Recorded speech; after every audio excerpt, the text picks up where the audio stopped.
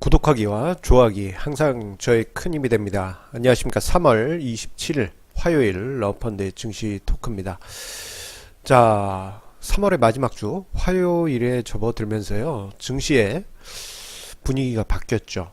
자, 지난주 후반만 하더라도 무역전쟁으로 인해서 전 세계가 공황으로 빠질 것 같다라는 그러한 분위기였지만, 자, 주말 사이 그리고 월요일을 보내면서 무역전쟁 이슈는 조금 미국과 중국 간의 갈등은 조금 있지만 심각한 국면으로 가지 않는다라는 그러한 분위기로 바뀌었습니다.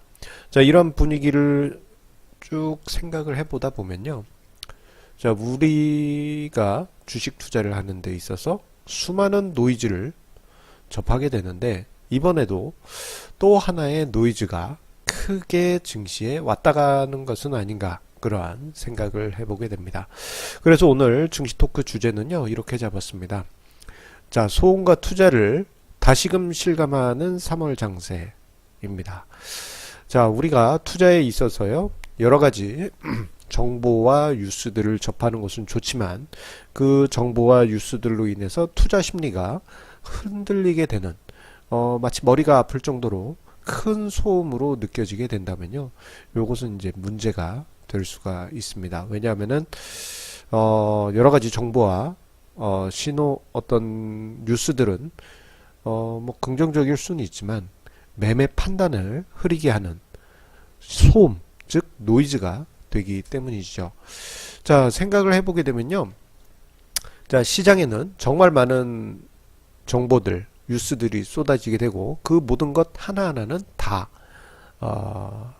노이즈와 소음이라고 볼 수 있겠습니다. 그런데 자, 그 순간 어떤 노이즈가 발생하게 되면 참 그 투자 심리가 흔들리고, 지구가 멸망할 것 같고 우리나라가 멸망할 것 같은 그런 심리적인 불안감에 빠지게 되지만, 시간이 지나고 난 뒤에 보게 되면요, 그저 작은 소음뿐이었다라는 것을 뒤돌아보면 깨닫게 됩니다.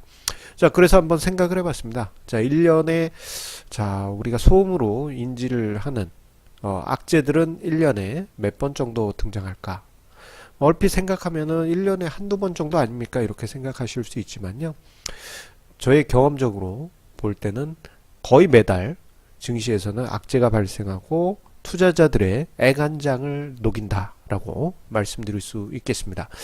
자, 특히 그 투자자들을 정말 공포감에 떨게 할 정도로 심각한 악재는 2, 3개월에 한 번씩 터지기도 하는데요. 자, 이 한번 악재를 한번 떠올려 볼까요? 당장의 최근 한번 쭉 살펴보게 되면요, 3월에 무역전쟁 이슈가 있었고, 2월에는 플래시 크래시 악재, 그리고 1월에는 트럼프 정부의 셧다운 가능성 이슈가 있었습니다. 그리고 지난달에는 비트코인과 12월에는 비트코인과 가상화폐발 버블 우려도 있었죠. 시장에 정말 이슈들이 계속 쏟아졌습니다. 하지만 투자자들은 그 순간, 그 악재가 부상되었을 때는 정말 큰일이 날 것처럼 호들갑을 떨지만, 시간이 지나가지고 보게 되면요, 그저 지나가는 소음이었다라고 볼 수 있겠습니다. 자, 한번 그 사례를 되새겨 보겠습니다. 시간을 돌려서요, 작년 여름만 가도 그 대표적인 사례가 하나 있습니다. 바로 한국 전쟁의 재발 가능성이 바로 그것이었죠.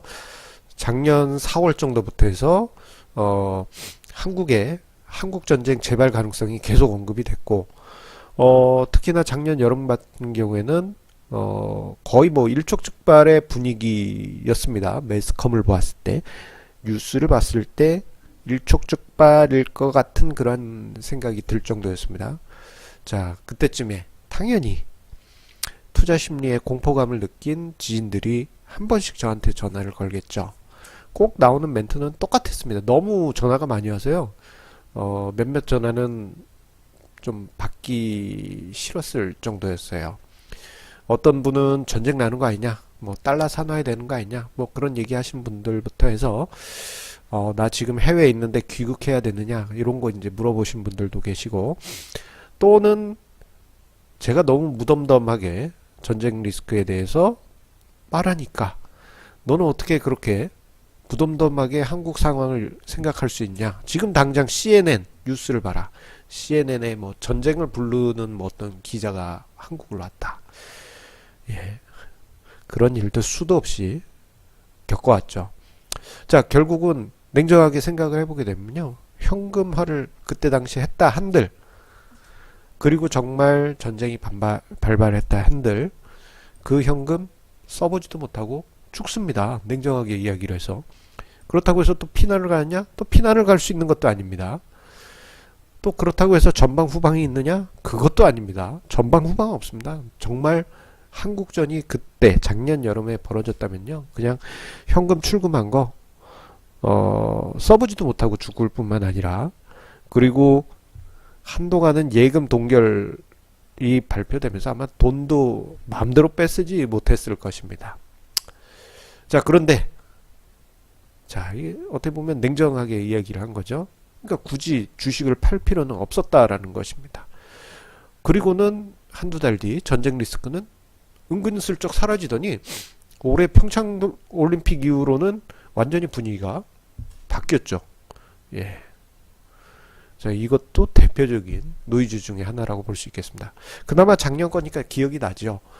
더 옛날로 가면요. 그때 당시로는 정말 심각한 악재였는데 지금 와서 생각하면 별거 아닌 예도 있습니다. 대표적으로 2013년에 연말 당시 오바마 대통령이 여러 가지 정책을 취했는데 공화당의 반대로 인해서 연방 정부가 정말로 셧다운 상황에 들어갔습니다. 그래서 그때 당시 이제는 미국 경제가 완전히 침몰한다, 그런 분위기였고, 그로 인한 여파, 공포감에 휩싸였습니다. 지금 생각하면요, 언제 그런 일이 있었어? 그렇죠. 그때 당시는 정말 심각했을진 몰라도 지금 와서 보면은 그저 지나가는 여러 소음 중에 하나였을 뿐입니다.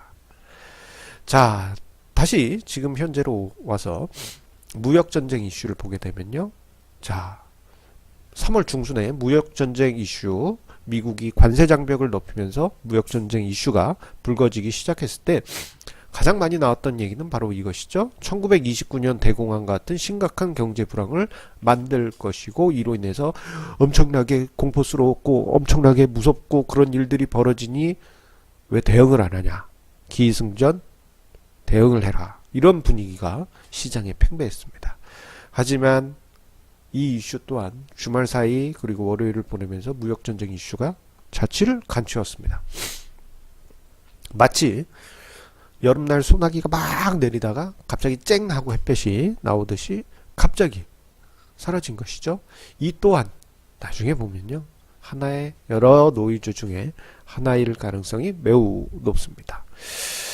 자, 증시 노이즈 생각해 보면요, 뭐 거의 매달 등장을 하고 두세 달에 한 번씩 나오는 것은 증시에 큰 뭐 파고를 만들기는 합니다. 그런데 많은 분들이 그러십니다. 증시에 악재 등장하면 대응해야 되는 거 아니냐, 융통성을 부려야 되는 거 아니냐, 그렇게 생각하시는데요. 그렇게 생각하면 주식 투자할 기간이 아예 없습니다. 매달 주식을 팔아야 돼요. 왜냐하면 매달 정말 정신적으로 충격을 줄 만한 악재들이 계속 쏟아지기 때문입니다. 자, 그때마다 등장하는 융통성, 좀 비꼬아서 얘기하겠습니다. 일본말로 유도리.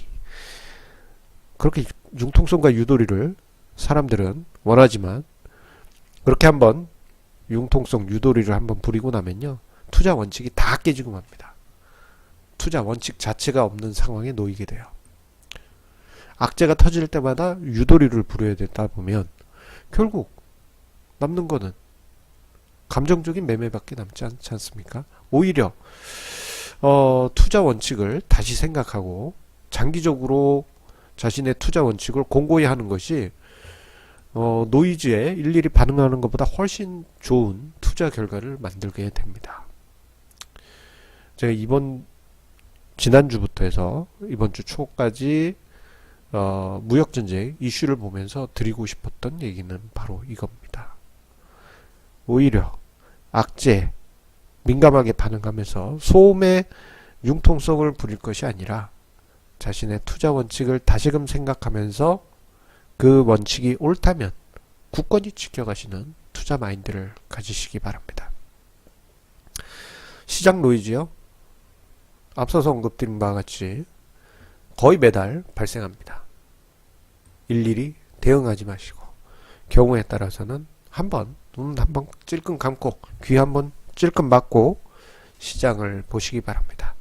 자, 오늘 증시 토크는 여기까지 하도록 하겠습니다. 아이고, 오늘 제가 좀 목 상태가 좋지 않아서 좀 이게 잠긴 목소리로 녹화 영상을 남겼는데요.